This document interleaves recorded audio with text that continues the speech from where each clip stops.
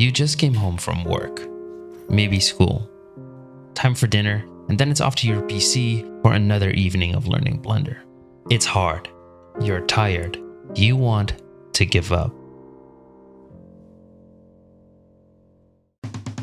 I've been there, and so has everybody else who wants to learn Blender. So what if I told you that the solution to this problem lies in the very reason it exists in the first place? And that by overcoming it, you can give yourself one of life's greatest gifts, the freedom to creatively express yourself.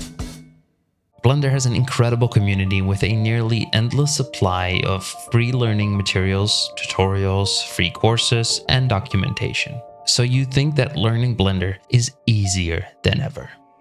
But I would argue that it's actually rigged for failure, not even taking into consideration the whole attention epidemic that we've got going on. Want to make a text animation? Here's a course. Looking to create a cool MoGraph video? Here's 100 tutorials. Amazing materials? How about 1,000 step-by-step guides to make them? It's this very abundance of learning material that can easily put you in what I once heard the amazing Erindale call tutorial jail. And chances are you're in it right now.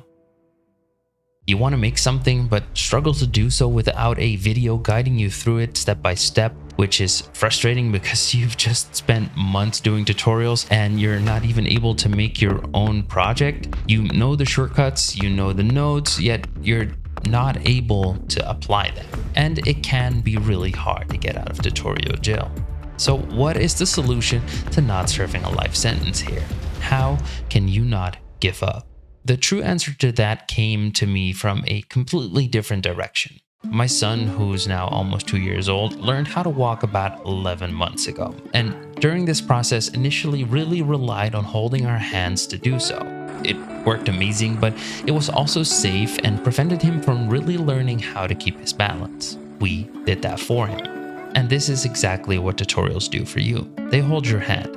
They provide incredible information, but they also make sure to guide you every step along the way. So for our son, there eventually came a time where we had to let him go, encourage him to walk by himself.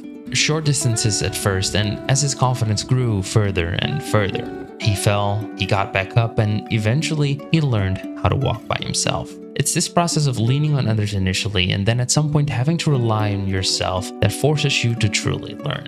It forced my son to learn how to walk, and once upon a time, this exact same principle helps you learn every skill you know today, not by following others, but by applying information you've learned to create something of your own. So how can you do this when learning Blender? Well, first of all, you can begin by taking a tutorial and applying the information presented to something else. Here's an example. This video by Ducky3D shows how to use proximity in geometry nodes to create a cool looping animation. Awesome, and proximity is an incredibly useful node. So you give this video a watch, either fully or up until you grasp the concept of proximity control. And from there on out, you take that concept and apply it to something different. So instead of moving objects like in the video, you use proximity to drive scale or rotation. It's very similar, but these minor adaptations force you to metaphorically let go of Ducky's hand and in turn think of how to apply the information yourself so you understand and learn it much better. Now the second, which is the one I like to use personally, is that you think of any project you would like to make. Have it be something achievable but also kind of ambitious. Every time you run into an issue in your project, you try and find a tutorial that goes over a similar problem. Then using that information that is provided to you in the tutorial to fix your personal project instead of doing the tutorial itself. And then you can continue on with your project. Now, I do realize this might not be for everyone because it requires quite a large amount of sort of self-agency here, but if you're able to do so, it will be much faster than method number one. However, method number one is a great and simple solution to build confidence and learn Blender in a good way. So now you're finally out of tutorial jail, or at least have the means to do so. It won't be long until you run into the next hurdle, which in my personal experience is one you'll never truly overcome. Who am I to teach others Blender? Why would anyone listen to what I have to say over Blender? I've got tons of viewers who are better at Blender than me. Why to teach others Blender? It's my art truly good. I hope no one notices my skills are not that good. There's so many teams. Why don't I get everybody has better at this person? I suck at Blender. Every video, every post, every course. A psychological experience in which I suffer from feelings of intellectual or professional fraudulence that is also known as imposter syndrome. Not everyone suffers from this, and you might very well not. If so, then you're one of the lucky few, but creatives and artists have a disproportionately high amount of imposter syndrome. I believe that every artist out there has faced this feeling or will face this feeling at some point in their career, but most face it regularly or even on a daily basis. And it makes sense, right? No matter your success, there's always people out there who seem more successful than you, manage to achieve more at a younger age, have more time to become better than you, or simply get more likes, views, or money than you for their art. Especially in a subjective industry like art, imposter syndrome can be a debilitating thing. And with the world being chronically online and mainly showing you their highlights, feeling like you're just not good enough, even with evidence to the contrary, is hard to overcome. So what can you do? The science says there's no clear-cut solution to imposter syndrome, but here's what has worked and still works for me to this day. First, you want to be honest with yourself about your strengths and weaknesses. You might not be as good as someone else in modeling, but you might be better than them at animation, sculpting, composition, or presenting your models. You can't be the best at everything, but chances are that you are at least amazing in one thing.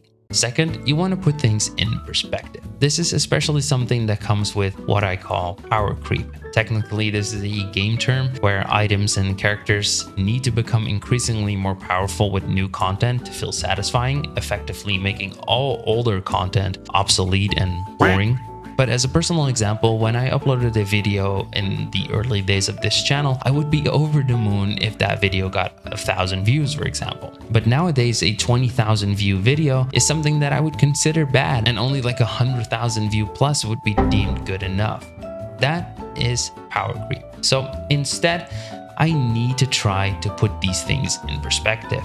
If 20,000 people watch my video, that is crazy. That's like half a football stadium or a soccer stadium, because I think football stadiums are bigger, but that's a lot of people. Plus, the old me would have been ecstatic with 20,000 views. So I really need to put that in perspective. And once I do, I'll be able to appreciate those numbers if I put them in the light of the old me.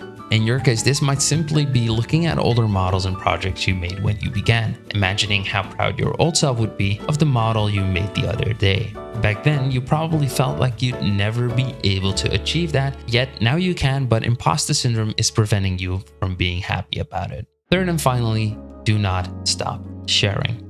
Not just the people who follow you, who might put you on a pedestal, but especially with people who are equally as good as you or better than you at what you do. Every once in a while, I speak to other creators, and when they tell me they enjoy the video, the editing, or the Blender project that I made, it's especially awesome since they really understand what I do. They know the effort necessary or not, they understand the complexities or simplicity of it, and they can truly value the work for what it is, and whether they have something good or bad to say doesn't really matter. It's the fact that they understand what I do that takes me out of my own bubble and gives me that sort of outside perspective on what I do and how good or bad that may be. So share your work. Share it on social media for the world to see, share it with family and friends, but mostly share it with people who do what you do, for they're the ones that will give you the most honest reaction and valuable feedback. But I'd be the first to admit that even with these methods, overcoming imposter syndrome is still really, really hard.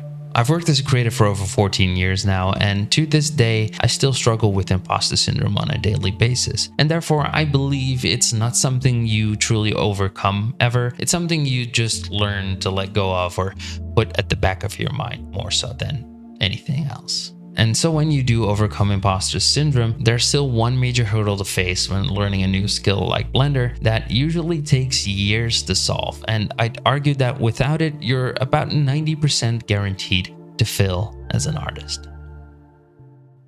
Before I learned Blender and did content creation, I used to work in marketing as a designer, simply pumping out ads most people didn't like purely for the sake of helping a company that I didn't know make more money. It was relatively easy work that gave me little creative challenge. At the same time, my wife, who's a veterinarian, shared her daily stories of helping deliver kittens and puppies, doing life-saving operations, and hearing people's furry best friends. She works really hard sometimes during nights and for hours at an end, yet her passion for it makes it all worth it. Her stories are incredible, but they made my old job feel really insignificant to me. I too wanted to do something which provided value to the world and therefore to me.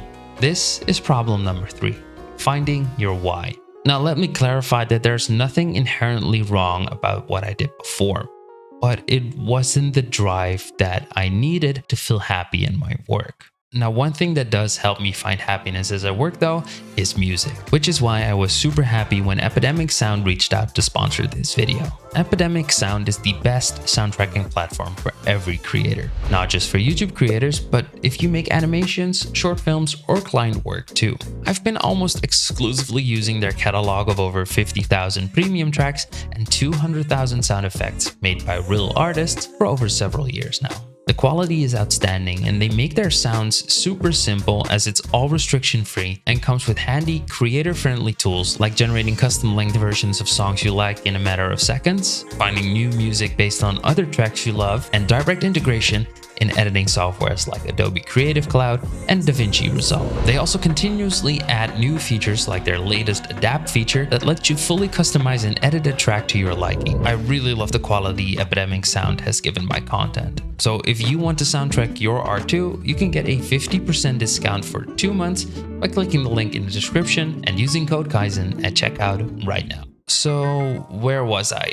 Oh yeah, what was my fix to finding a why for learning Blender and doing creative work? Well, I asked myself, what do I really enjoy? The answer, being creative and teaching others. This eventually led to this very video you're watching right now. All of this to say that going down this new path where I could teach others gave me a lot of satisfaction. It was risky to give this a go and it required a lot of time and effort to learn Blender, build an audience, and make enough money to live off, but throughout all of it, I felt immensely satisfied. I know I help people learn and understand Blender, grasp fundamental concepts of design, and hopefully overcome the occasional existential crisis or roadblock when learning Blender. Now, when you learn Blender or any other skill for that matter, you too will need to find a drive, a why, because learning it isn't going to be easy. You'll need to put in time and effort, show up on days you don't want to, and run into dozens of hurdles without giving up. Having a reason for doing all that will make bearing it so much easier. Maybe it's as essential as making money to provide for yourself or your family. Maybe it's as big as becoming the best and finding respect and fame with your peers. Or maybe it's as inspirational as making a movie to show you can do it without Hollywood's money or approval. Whatever it is though, without it, facing your 1000th problem in Blender is just going to be so much harder just because you thought learning Blender was fun. So how can you find your why?